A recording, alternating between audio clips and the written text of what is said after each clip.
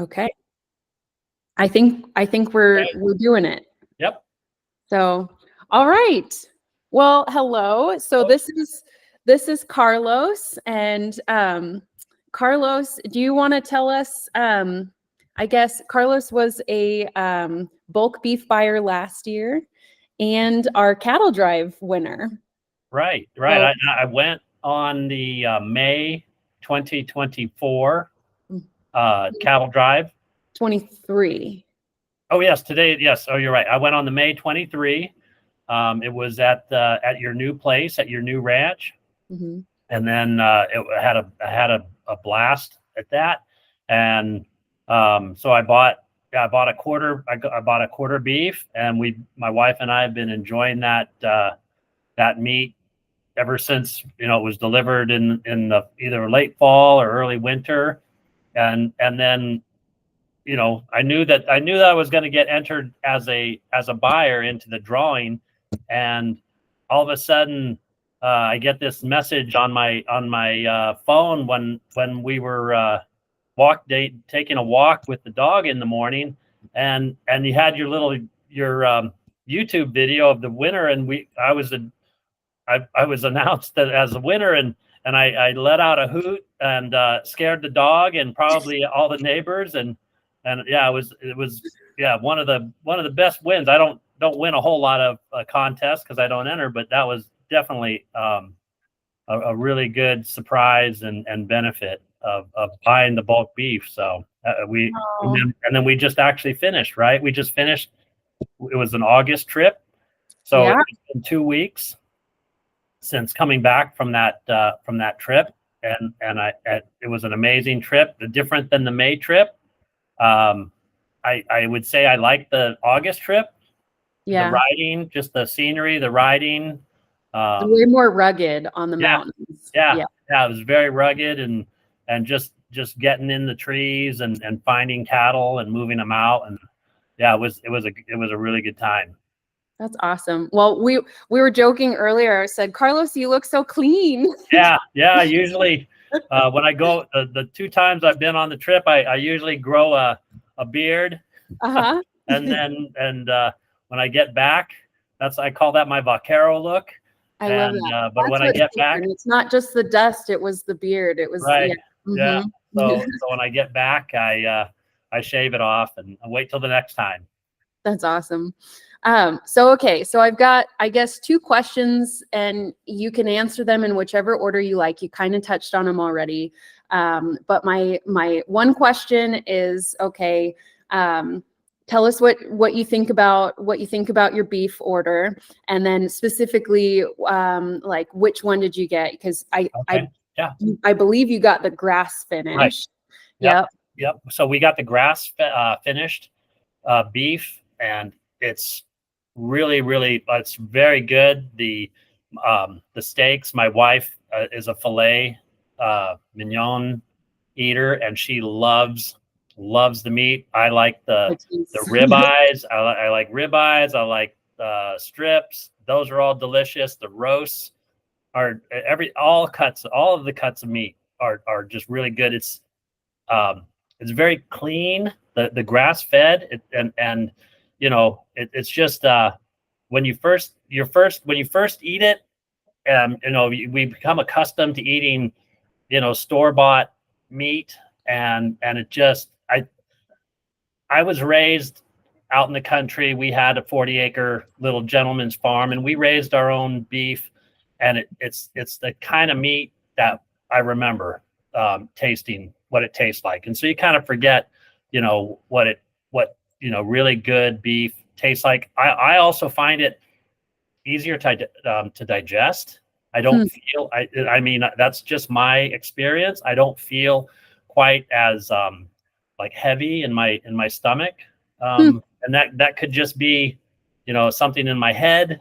I don't know. Maybe it's just because it's grass fed, and so yeah, we really enjoy the meat, and we're starting to wind down. I know you had the you have this where you can kind of share meat. So maybe what we might do that is encourage our children and my grown daughters. We might like go that route, because even a quarter beef for 2 people is a lot of meat to Mhm. to go through. Sure. Yeah, But we're actually getting ready to launch that in our yeah. email today. We started a new program called the Cow Share Club, and Mhm. it's basically like going in on sharing a cow traditionally, except you can share a cow with anybody nationwide. We're shipping it free to anyone nationwide.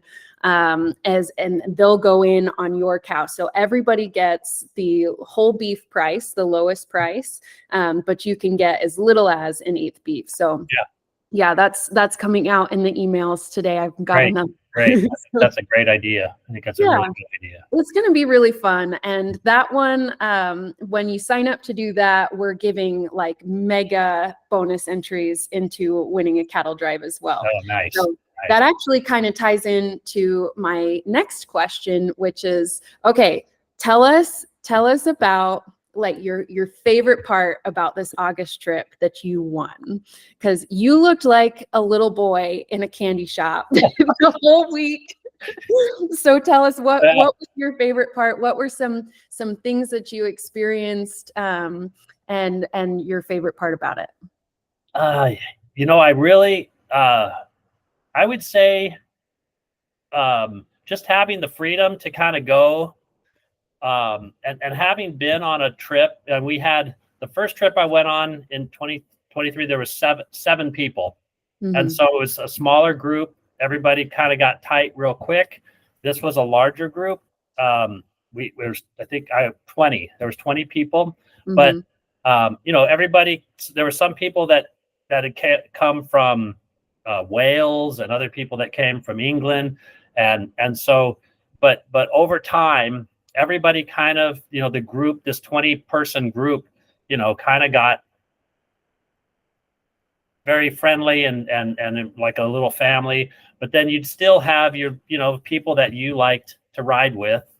And so having been on a drive before, and riding with Taylor, and riding with Chris, and riding with your father-in-law, Dana, you kind of get to know the people that are running things. And so people would say, Carlos, who are you going to ride with? And I was like, well, I'm going to go where Taylor goes, or I'm going to go where Chris goes. So, we went through some, there was one day, a Monday, when we first got up there, and I was riding with Taylor and some other folks. And yeah, we went through some really pretty rough brush. I don't know I think you call it 9 bark, or so. I think it's 9 bark. Was that when we rode, I think, was I with you and we rode down the pass? I think I have footage of that. And then we were coming up through just thick brush. Yes. Yeah. One of those, I remember, we offer, so people watching that have never been on the cattle drives before, we offer shaps and slickers to guests. And people always say, well, do I need shaps? It's like leather leg protection. Right. And that was one of those, as we were riding through that brush, I just remember asking everybody in the group, aren't you glad you have shaps? Yes. Yeah. That was a tough, and I think I was wearing my watch. I think we rode about, I think that was like a 15-mile day. We were all over, because we kept saying, well, how far are we going? We're just going to go a little bit further. We got to go a little bit, because you're looking for, you're trying to find out where the cattle are, and you don't. I think that's, talking with Dana, talking with Taylor about the the investment that you have in your cattle, and it's a commodity. So if the prices are high, and you just don't want to leave, if you leave a cow out on the mountain, you're basically leaving money on the table somewhere. And whether you get that, perhaps eventually you'll get that cow or that calf back, but you just don't want to leave anything up there, because it'll either there's predators, so you could lose the animal, or it could wander off in somebody else's property, and who knows, it might be, you don't want to wait that year or something to get that investment, that asset back into into your fold. And I remember on the last day when we were heading out, we rode up that pasture up to the hill, and there was a cow, 2 cows and calves just off in the distance, and yeah, we had to go get those guys and bring them in to the herd, because you think about how much money that if you don't go out and if you see them and you don't go get them, you're just leaving money behind. So yeah. You risk losing them and not being able to find them again. And yes, a good cowboy always goes to the farthest ends of the pasture and gathers from the farthest end back. And that makes it really tricky when your pastures are like 5 to 10,000 acres and they're heavily wooded. And I mean, we talk about, you could re-ride that country several times and still come back with cows. And that's more or less what happened. So on your trip, you were on the early August trip, and we were hoping to gather up at least like 80%, 90% of the cows and take them from the Dry Fork allotment up towards Lake Creek, up country. And it was so hot. It was so hot, just weather-wise, that cattle weren't in their normal spot. Like in the past, when you're in the Dry Fork and you go up that up the big hill behind the cabin, yes, there's that huge open meadow where they normally hang out. There's water there, but there's not a lot of shade. And so with the heat, they were all in the timber. Well, then finding them in the timber. And so that's why Taylor kept saying, well, let's just keep riding down the pass a little bit further through that brush, because he was hoping to find more signs of cattle. But then we ended up finding all of them pretty much in the timber. And so the following August trip was supposed to be more of like a cleanup. We figured we would have like maybe 10 to 20% of the herd that we would bring up to Lake Creek, and then we would do from there. But we had a lot of cattle still in the Dry Fork, scattered in the timber. So and I know that like Chris went up between trips to kind of clean up that area too. So it's big country. There's lots of little pockets. The cows know that area. Yes. And so they kind of splinter out and they find their little pockets. They find their pocket, and they find the water. I guess that's the other thing I learned is they go where there's water. Yeah. So if they split off and go somewhere and they find water, then they're going to kind of tend to hang out in that area. As long as there's water and grass, they'll so you kind of have to find, well, you guys know where there's water, so you know where to go looking for them. And sometimes you hit and get some, and sometimes it's like, well, there's the water, but there's no cows, so let's go to the next place. I think that's what makes it real, right? That's what makes an authentic cattle drive, because we're not going out there and like arranging things just so. That is exactly what we would be doing whether we had guests with us or not. Right. And so you really are, you're riding lots of country, rugged country, looking for cows, moving cows, managing grass. So yeah, I don't know. Okay. How was the food?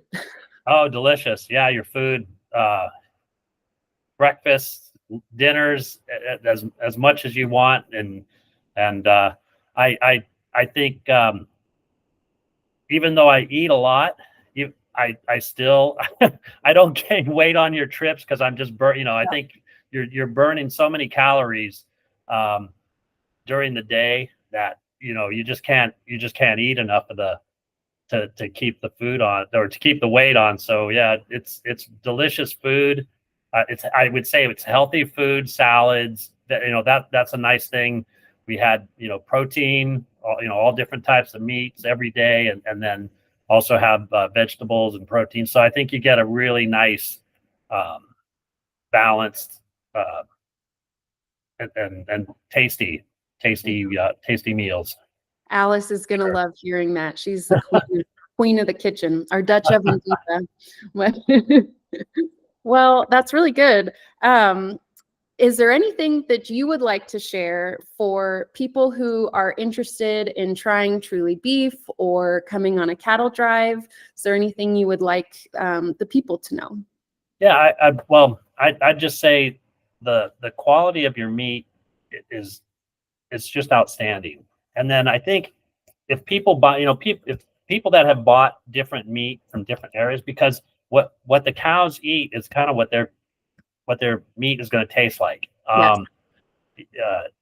You guys are up in the high country and there's different grasses, and so it's going to taste different than somebody getting, from, having even a range fed beef from Kansas, because the grasses are different and the altitude and 100%. everything. Just the way the way the cattle muscle and this and that, having to live in different environments. So, I think just even if somebody tries it out one time, just to kind of get a variety, and it's just the meat is so clean. You can just see from when you're on the cattle drive, just seeing where the animals are. I think also the respect that you guys give the animals. You go out and as a guest on one of your drives, you're out there doing the work and gathering, but the cattle are very gentle. Most of the time there was, I remember on the way back on the last day, there was one cow that was fighting the one dog, Gilla. Gilla or Kiwi, the blonde Gilla, one or the brown one? It was the black. It was the brown dog, Gilla. Brown Gilla. Yeah. So I mean, that the cow would go, I don't know, 50 yards and then just turn around and just want to fight. And she was teaching her calf how to fight too, because the calf would turn around but all of the animals, they just kind of go at their own pace. They know what to do, and so I think that there's probably something to that goes into the taste of the meat, because it's not a stressed animal. Your animals are not stressed. They kind of know their routine, and they just go. And so that's a nice thing too, is when you're combining truly beef and the cattle drive.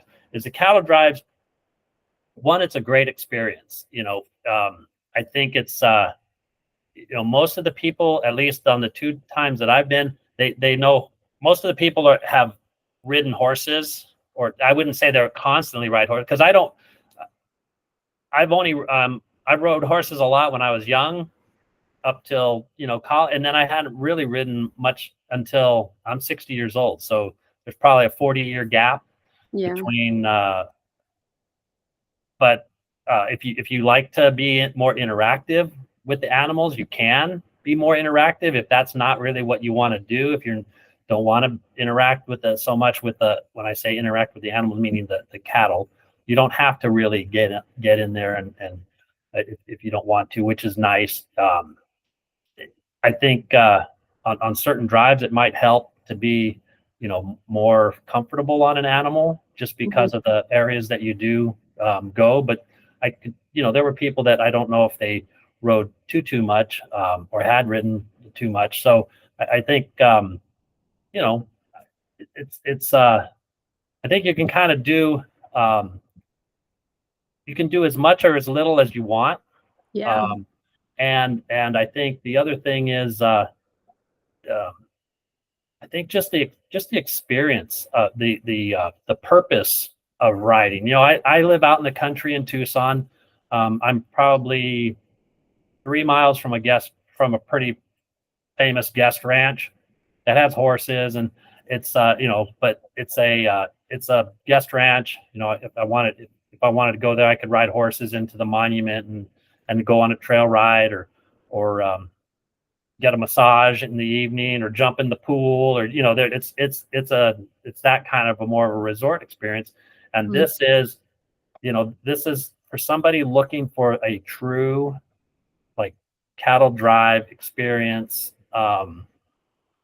where I got in the creek one morning on Monday, and it was a nice brisk 50 degree creek, and it feels so invigorating to kind of wash up in the creek and do stuff like that. And Get the dust off. get the dust off, and sleeping in a tent. And it's kind of nice for somebody that wants to, like a totally different experience, and to challenge, and also to challenge yourself. Yeah. I think that's good. And you guys have done Dana has done a great job of developing that experience, and also providing and Alice too, and providing the just the whole the meals. So it's, it'd be one thing if you went out and you just roughed it and you had to eat bologna sandwiches all week, but you get to rough it and you get to eat great food, or so it's kind of a nice, I think it's a nice balance of intentionality, good food, kind of roughing it, and just getting that kind of experience. It's like roughing it with a 5-star restaurant in a chuck wagon. There you go. Yeah. Yeah. There's something so nice about riding back into camp after a long day, and having like a hot, delicious meal. And I think everything tastes better on the mountains after a long day. Yep. But I would agree. I'll toot Alice's horn on that, because she's done a really phenomenal job. And I know we're eating when you're out there, you're eating truly beef, right? Like the steaks that you have, they're your steaks. Yep. So I think that was probably one of the things that kind of sold me on buying a bulk beef, is because I got to taste your product while I was out on one of these drives, and I really enjoyed it. And I thought, I got to eat. My wife and I, we eat beef. We eat a fair amount, so we might as well. And then the other thing is we're helping. I'm a small business owner. I like helping other small business owners. You and Taylor and your family are trying to build something here, there in Sheridan, and you're contributing to your community, and so it also gives people the ability to help grow a small business. So I support those kind of efforts too. And so people that see this video, maybe if they think a little bit about that you're helping a family business, small business, and there's something good about doing that in the community that you guys build, either through cattle drives or just through your marketing. Well, I love that. Thank you so much. And thank you for the support and the kind words, and, choosing to be a customer of the cattle drives and Truly Beef. It really does. It means the world to us. And it does. It makes it makes a huge difference for our family. Our family is ranching today as 6th-generation ranchers, raising, Jack and Caroline and Maddox as 7th generation. Mm-hmm. And there's more grandkids, but 7th-generation ranchers. It's all possible because the family went out and started the cattle drives. And then, Taylor and I started Truly Beef and our meat processing plant. So it's made a huge difference for our family, just by allowing us to continue this legacy, and the jobs that are created through the meat processing plant. So I really appreciate, Carlos, you taking a chance on the beef and the cattle drives, and taking time out of your busy day to talk with me. I really, really, truly appreciate it. Yeah, sure. My pleasure. Yeah. Good luck. And I know I've got one more cattle drive in me. It might not be next year. Probably I've got my last daughter, 2 daughters. She's getting married. Aww. And so probably not next year, but I think 2026, I want to do the July. I want to do I hear that's the hardest. Mm-hmm. Earliest mornings, hottest, probably the most extreme weather, because it can be crazy hot. You could also get hailstorms. Right. And because of the heat, we have to wake up early. So, and then I have no problem waking up. Yeah, I have no problem waking up early, but I figure I'll try the toughest one. Well, we would love that. We would love to have you back. You've been just a blast to get to know, and Taylor and I both really appreciate you. So come back anytime. All right. All righty. All right. All right. Let me see if I can figure out how to, here we go. Stop.